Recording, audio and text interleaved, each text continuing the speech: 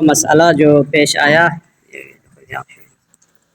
وہ یہ تھا کہ ایک ہمارے حاجی صاحب نے آ کر یہاں سے انہوں نے یوں رخ کر کے نماز پڑھی تو تھوڑا ٹیڑھا تو ہو گیا۔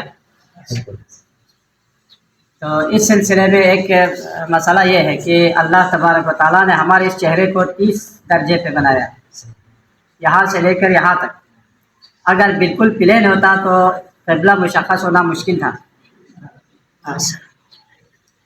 صحیح امام نہیں فهمی دي با اشاره می فهم این برای قبله میگن میرا حج آقا این طرف رخ کرده و نماز صحیح ہے وہ تو اس کے لیے یہ ہے۔ اب مسئلہ یہ ہے کہ اگر ہم تو ابھی مکے کی طرف رخ کر کے نماز پڑھتے ہیں، بس یہ ہماری نماز ہو جاتی ہے، ہمیں کیا پتہ یہ خانہ کعبہ کے بالکل برابر میں ہمارا چہرہ جا رہا ہے یا نہیں۔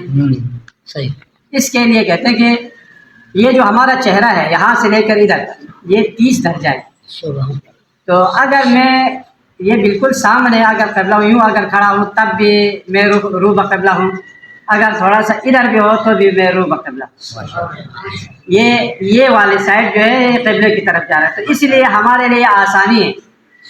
ورنہ اگر یہ ہمارا چہرہ بالکل پلین ہوتا تو اگر تھوڑا سا یوں ہو جاتا تو پتہ نہیں کدھر چین پہنچ جاتے، اگر یوں اگر جاتے تو ہندوستان پہنچ جاتے، بہت مشکل تھا۔ تو ابھی خیر یعنی حاجی صاحب کی نماز جو ہے باطل نہیں، کیوں؟ اس لیے کہ یہ تھوڑا سا ادھر تھا تو ان کا چہرے کا یہ سائڈ جو ہے قبلے کی طرف تھا۔ ایک مسئلہ یہ تھا۔ جی ہاں، دوسرا مسئلہ یہ ہے کہ جو ابھی ہم جو نماز آپ لوگ شکستہ پڑھتے ہیں 2 رکعت، تو اب جب میں تیسری رکعت میں جاتا ہوں تو آپ لوگ نیت باندھتے ہیں۔ اس کے لیے یہ ہے کہ پہلی رکعت اور دوسری رکعت میں اگر آپ شامل ہونا چاہیں تو جب بھی جہاں بھی پہنچے ہیں وہاں شامل ہو سکتے ہیں۔ امام جماعت مثلا قل هو اللہ پڑھ رہا، ٹھیک ہے، آپ پیچھے سے جو ہے تکبیر کہہ کر نماز میں شامل ہوں گے۔ لیکن تیسری اور چوتھی رکعت میں، تیسری اور چوتھی رکعت میں کیا ہے؟ تیسری اور چوتھی رکعت میں میں تسبیحات اربع پڑھ رہا ہوں، اس وقت آپ نے نماز میں شامل نہیں ہونا۔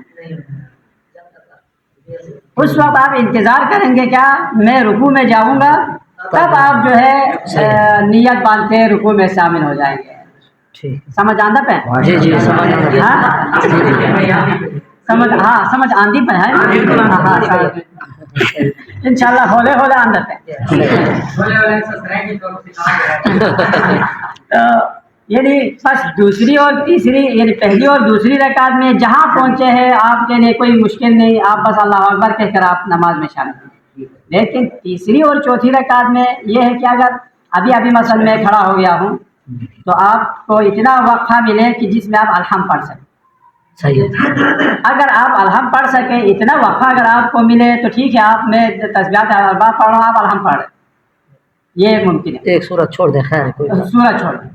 لیکن اگر میں ابھی تسبیحات اربع ختم کرنے والا ہوں، اب آپ کے پاس اتنا ٹائم نہیں ہے کہ میرے ساتھ آپ الحم پڑھ کے جو ہے نا وہ جائیں، اس وقت کیا کریں گے؟ آپ تھوڑی دیر انتظار کریں گے، انتظار کر کے پھر جب میں رکوع میں پہنچوں گا تب آپ نے اللہ اکبر کہہ کر نیت باندھی۔ یہ آپ تسلسل کا یہ ہے کہ پہلی صف میں جو ہے نا، جو جتنے بھی مثلا ابھی حاجی صاحب اور مولانا صاحب اگر باتیں کر رہے ہیں، میں نے نیت باندھی ہے، ابھی یہ 2 بزرگان جو ہے نا ابھی ایک دوسرے سے باتیں کر رہے ہیں، تو تیسرا حاجی صاحب اگر نیت باندھے تو اس کی نماز باطل۔ کیوں؟ کیونکہ سلسلہ تسلسل جو ہے نا کٹا ہوا۔ لیکن یہ دونوں حضرات ابھی نیت نہیں باندھے ہیں، تیار ہے، نیت ابھی تک نہیں باندھی ہے، لیکن نیت باندھنے کے لیے تیار کھڑے ہیں تو کوئی بات نہیں۔ تیسرا چوتھا جو ہے اگر نیت باندھے تو کوئی مشکل نہیں، ان کی نماز صحیح ہے۔